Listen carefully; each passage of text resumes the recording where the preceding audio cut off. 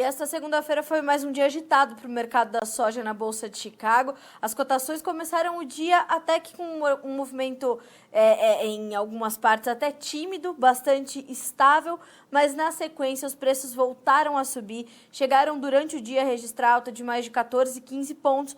Na sequência foram amenizando esses ganhos e vão encerrando a segunda-feira com altas de pouco mais de 7 a 8, 9 pontos nos principais contratos. O mercado, como eu disse, registrou um dia bastante eufórico, acompanhando os demais índices do mercado financeiro. O petróleo chegou a subir mais de 10% ao longo do dia, vai encerrando o dia também com altas superiores a 8%, e tudo isso precisa ser, portanto, analisado. Para isso, a gente vai direto para Boca Raton, nos Estados Unidos, para conversar com o Aaron Edwards, que é consultor de mercado da Rothschild Marketing, e já está conosco. Aaron, muito boa tarde para você. Seja bem-vindo, muito bom começar a semana contigo aqui no Notícias Agrícolas. Obrigado, boa tarde. Bom, Aaron, primeiro pregão de Chicago, pós-resultado lá nos Estados Unidos das eleições presidenciais, que é um resultado que sabemos ainda vai se estender, né? O Trump vai esgotar os seus recursos que lhe cabem, que são de direita, ele vai tentar mudar alguma coisa. Isso impactou no mercado dessa segunda-feira ou foi mais uma vez um mercado muito mais fundamental? Olha, eu acho que impacto sempre tem, né? O mercado sempre está de olho nas notícias, mas eu acho que a história principal é menos quem que assume a presidência e mais quais os impactos disso para o mercado. O impacto mais evidente hoje, e eu não sei se isso importa se o Biden ou o Trump, ambos os presidentes têm falado de uma nova onda de estímulos econômicos, e esses estímulos o presidente eleito, né, o Biden, esses estímulos têm a tendência de causar inflação, o que ajuda os preços da commodity, o que interfere com o câmbio, por exemplo, com o real. Nós temos visto o que tem acontecido no mercado de ações, então acho que essa expectativa inflacionária talvez seja o principal fator, digamos, político como consequência das eleições.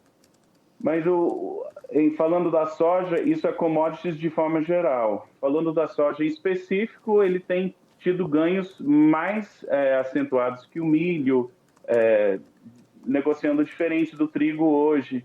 E isso é um quadro fundamentalista. O fator climático, no começo era Estados Unidos e Brasil, agora está principalmente o risco climático, está praticamente só no Brasil ou na América do Sul.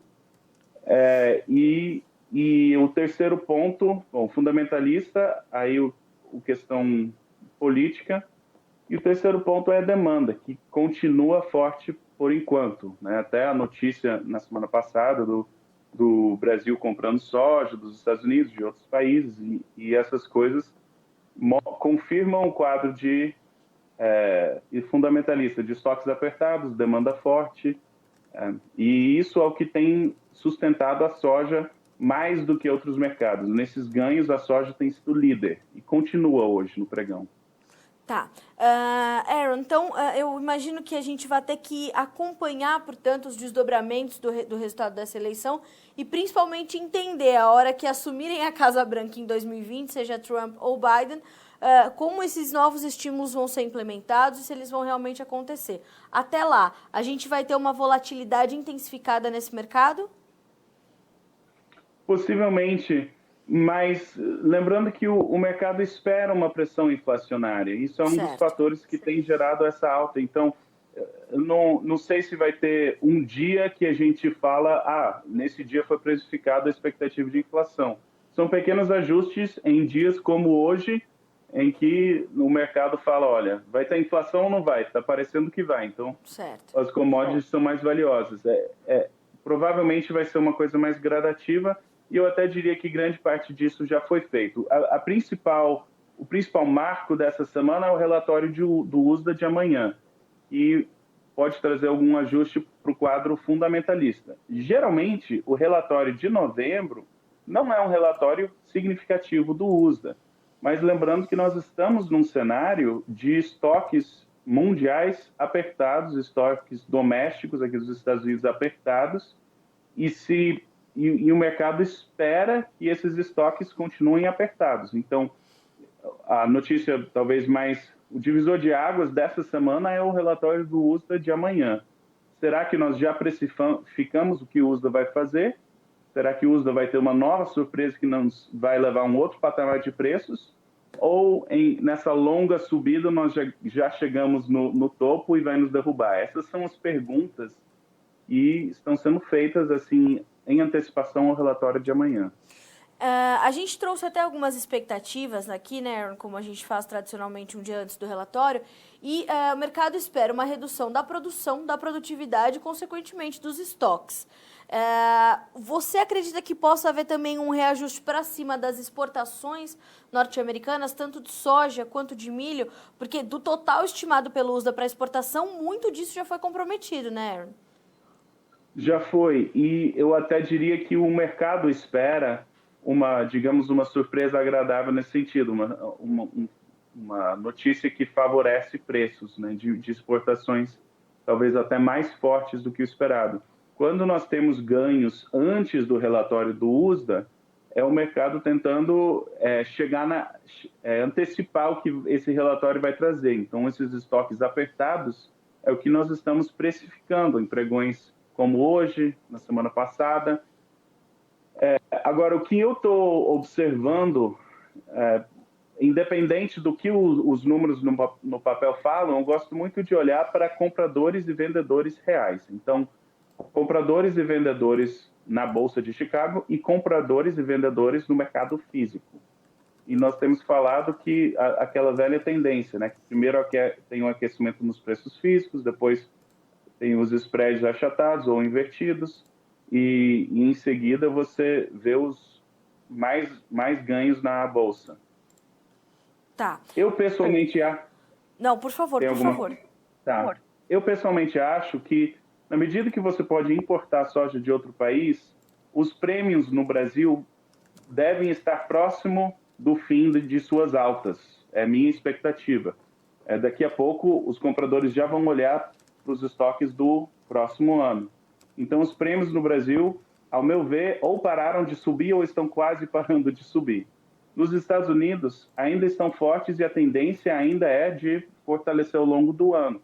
Mas eles pararam de subir por hora. Então, eu acho que nós estamos começando a ver os mercados físicos desacelerarem, não aumentarem mais os prêmios. E nós também, na semana passada, mesmo com forte negociação, nós começamos a ver os spreads se achatando um pouco mais. Então, para mim, esses são sinais que talvez esses ganhos estão se aproximando do fim. Não sei se vai ser amanhã ou daqui a 2 ou 3 semanas, mas essa movimentação de alta, ao meu ver, está chegando ao fim. Tá. Hoje a gente viu o mercado mais uma vez encerrar o dia acima dos $11 por bushel. É um patamar psicológico importante, uma resistência importante para esse mercado? Isso também favorece essa pisada no freio aí dessas altas? Sim, eu acho que psicologicamente esses números arredondados, né, $10, também se você olhar para o contrato de novembro de 2021, que é a safra nova dos Estados Unidos, passou dos 10, que foi no fim da semana passada, também outro marco psicológico que, para muitos produtores, $10 garante rentabilidade. Então, eles já estão olhando para precificar a safra 2021. Então, nós temos, com certeza, esses fatores psicológicos dos preços. Se você olhar o quadro fundamentalista atual, é condizente com uma negociação de preços entre 11 e $12. E muitas pessoas viram o quadro fundamentalista e falaram vai passar de $11 e tem passado. Então, assim, é condizente com esse quadro de negociação, essa faixa de negociação, o quadro fundamentalista. Tá. Agora, eu ainda acho que tem espaço para subir mais um pouco, a não ser que tenha um balde de água fria do USDA amanhã ou algum outro imprevisto, mas tem espaço para subir mais um pouco esse mercado antes de formar o topo. Você citou a questão do clima na América do Sul, né, que é um ponto-chave do mercado nesse momento. A gente viu que para essa semana a gente tem a previsão de algumas chuvas retornando ao Brasil, algumas ocorrências de chuvas no Paraguai. Como é que o mercado vem recebendo essas informações? E te pergunto mais, que espaço essa adversidade climática aqui no Brasil, esses efeitos do Laninha, ainda tem para esse andamento das cotações na Bolsa de Chicago? Excelente pergunta. Existe o medo da escassez e existe a escassez de fato. Sim. Né? Eu creio que o medo da escassez, o medo da falta já está principalmente precificado. Talvez tenha um pouquinho mais que pode causar uma alta, mas a possibilidade de falta ou de uma quebra de safra no Brasil, eu diria que está principalmente precificada.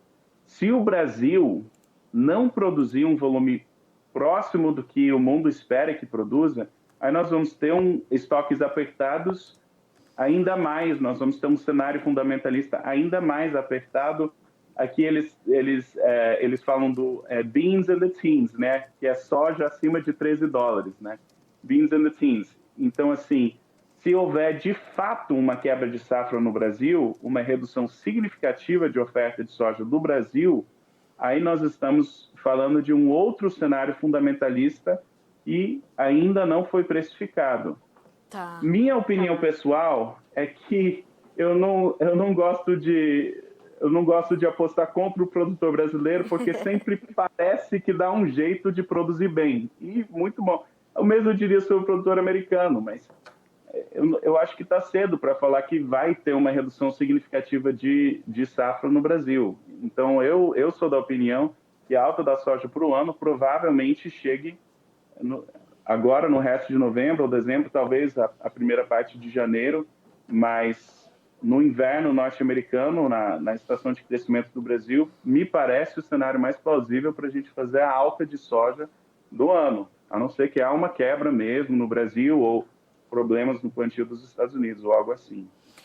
Aaron, olhando pela perspectiva da demanda, a que pontos nós devemos estar atentos nesse restinho de 2020? A gente sabe da necessidade dos chineses e a gente sabe que eles estão concentrados no mercado norte-americano, que não tem mais soja aqui no Brasil.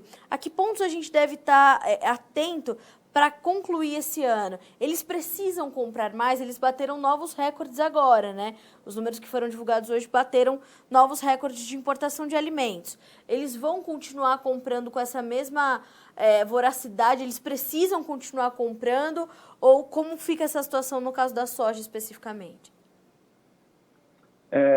Eu acho que o mundo, de forma geral, se há uma surpresa da última parte desse ano, e eu nem sei se é certo falar que é uma surpresa, porque nós aqui da Roche e muitas outras consultorias, se voltar 6 a 9 meses antes, nós defendíamos a hipótese de que havia uma demanda enorme por bens alimentícios no mundo que não estava, o mercado não estava preparado para lidar, e nós estamos vendo isso hoje. Então, essa demanda muito forte e esperada, eu acho que há a expectativa que ela continue. Agora, especificamente sobre a soja, eu acho muito interessante que, ao meu ver, talvez a maior surpresa a maior surpresa para o preço da soja venha do milho, porque nós estamos num ponto muito interessante em que a safra do Brasil em várias áreas está ou atrasada ou tem preocupações sobre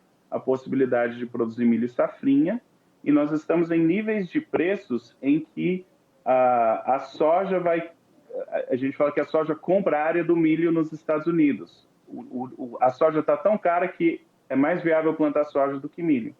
Então, a pergunta maior, talvez, para o preço da soja seria qual que vai ser a demanda por milho. Porque se a demanda por milho for fraco, a soja vai aumentar a área nos Estados Unidos e, possivelmente, nós também vamos ter preocupações com o milho brasileiro. Então, a demanda por milho talvez seja a surpresa que também ajude o preço da soja a subir mais. Então, para o resto do ano, eu acho que está principalmente precificado, mas começando o ano que vem, a relação entre soja e milho é algo, ao meu ver, a prestar muita atenção, e a demanda por milho, inclusive pela China, é algo a ficar de olho, tanto para o preço da soja quanto para o preço do milho. Ou seja, a gente pode ter também na safra que vem, portanto, uma disputa por área aí nos Estados Unidos diante desse novo momento da demanda. Perfeito. Hoje, com preços hoje, a soja ganha. Sim. Mas, por isso que eu falo, a soja ganhando área, o preço da soja vai recuar. Então, a demanda por milho talvez seja até mais crítico, porque ela poderia elevar o preço do milho e não ampliar a área de soja. Essa é a notícia que eu acho que é uma das notícias mais críticas dos próximos 2 a 3 meses no quadro fundamentalista. Será que a China vai ter que comprar um volume significativo de milho?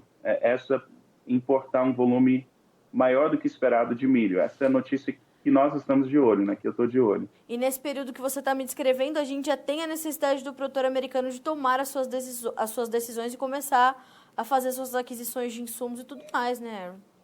Perfeito. A gente tem março, para nós é o ano, é o mês que a gente fala é a batalha pelos acres, né? Vai plantar mais soja ou milho, né? Então, entre aqui em março, a demanda pelo milho e a demanda pela soja e os preços da soja e milho vão definir muitas das decisões do produtor norte-americano.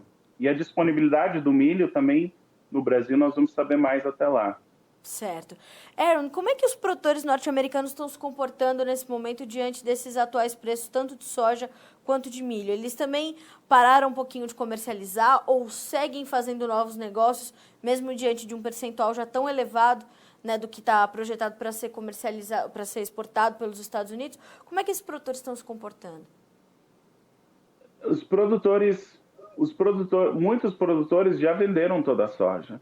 Os produtores que ainda têm soja disponível, e fazer cálculo rápido, né? Se você vê uns estoques apertados, quem que detém esses estoques divide pela produção do país, são relativamente poucos, né?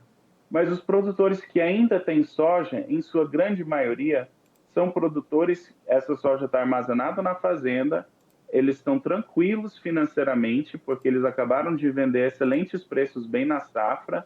Então, e eles sabem que o prêmio costuma favorecer vendas mais para frente, no ano, assim, mais próximo da safra norte-americana.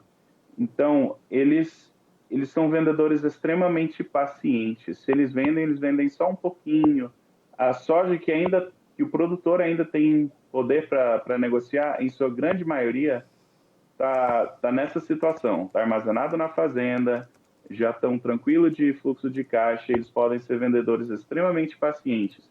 Então, esperar a pressão de venda do produtor norte-americano, eu não acho que vai ter muito, e a mesma verdade do produtor brasileiro. Já precificou grande parte da safra 2020-21 e está longe de definir a produtividade. Então, não pode vender muito mais, né? O produtor brasileiro não pode vender, assim, de forma geral, muito mais soja. E essa ausência de pressão de venda também favorece preços, como nós temos visto. Tá. Bom, Aaron, mais algum fator que o produtor brasileiro tem que estar atento, o produtor americano também, a tudo isso que a gente está conversando para o andamento dos preços?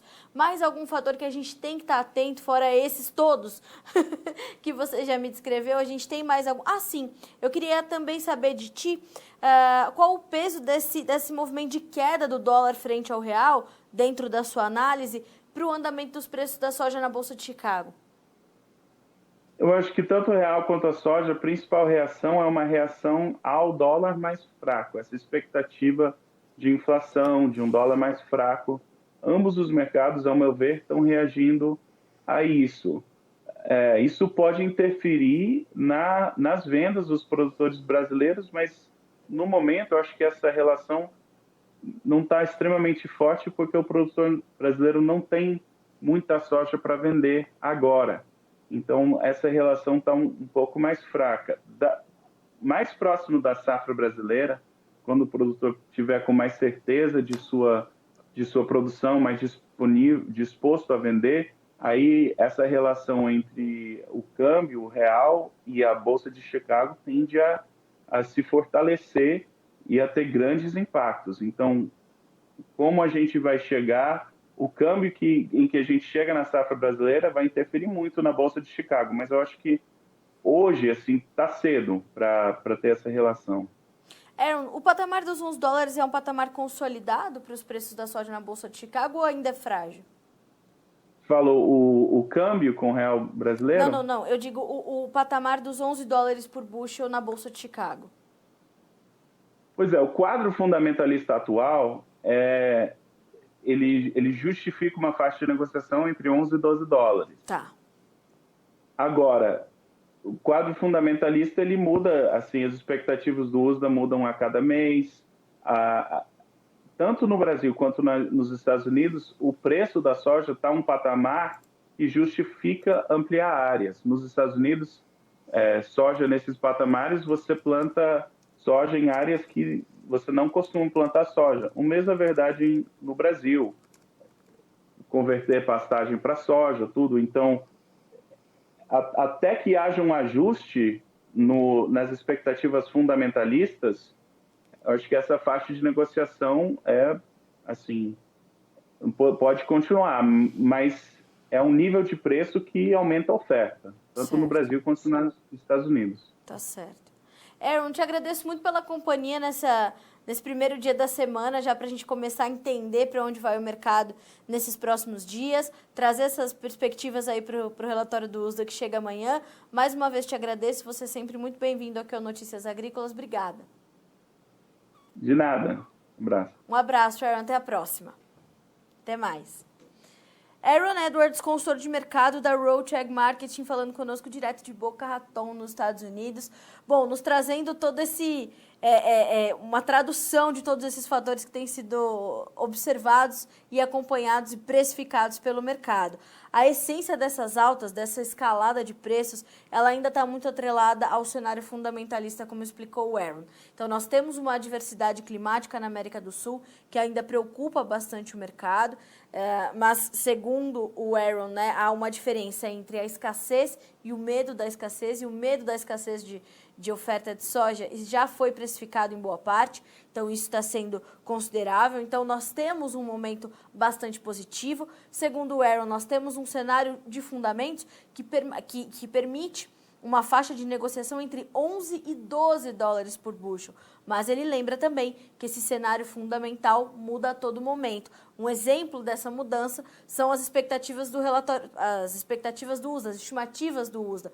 As expectativas para o relatório indicam uma baixa na produção, na produtividade e nos estoques finais norte-americanos, tanto de soja quanto de milho. Caso confirmadas, o mercado pode ter um novo fôlego. Caso os números venham sem grandes mudanças, o mercado também deve reagir com pouca alteração, mas também se a gente tiver um balde de água fria do USDA, o que não seria a primeira vez, o mercado também pode ceder um pouquinho. Então essa fragilidade dos fundamentos, ela está bastante ligada também a essa consolidação dos patamares dos preços na Bolsa de Chicago.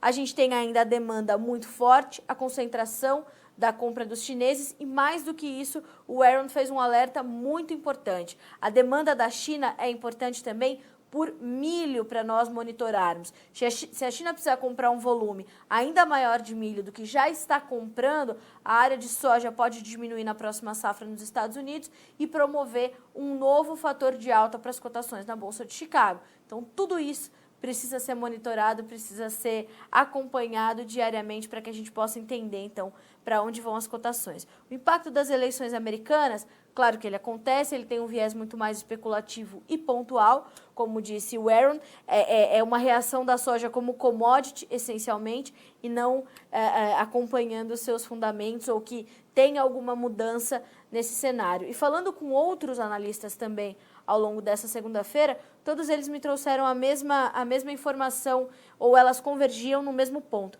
Não importa, Carla, quem vai ser o novo presidente dos Estados Unidos, se vamos continuar com Donald Trump ou se seguimos com Joe Biden. O importante é que as pessoas precisam continuar comendo, o mundo precisa continuar comendo e a demanda por soja é muito consistente, a sua curva de crescimento também. Então, essa foi uma análise convergente que eu cheguei conversando com vários especialistas nesta segunda-feira. Vamos ver como ficaram as cotações na Bolsa de Chicago, números da soja na tela para a gente começar. Novembro fecha a 11 dólares e 5 cents por bushel, subindo 6,5 pontos.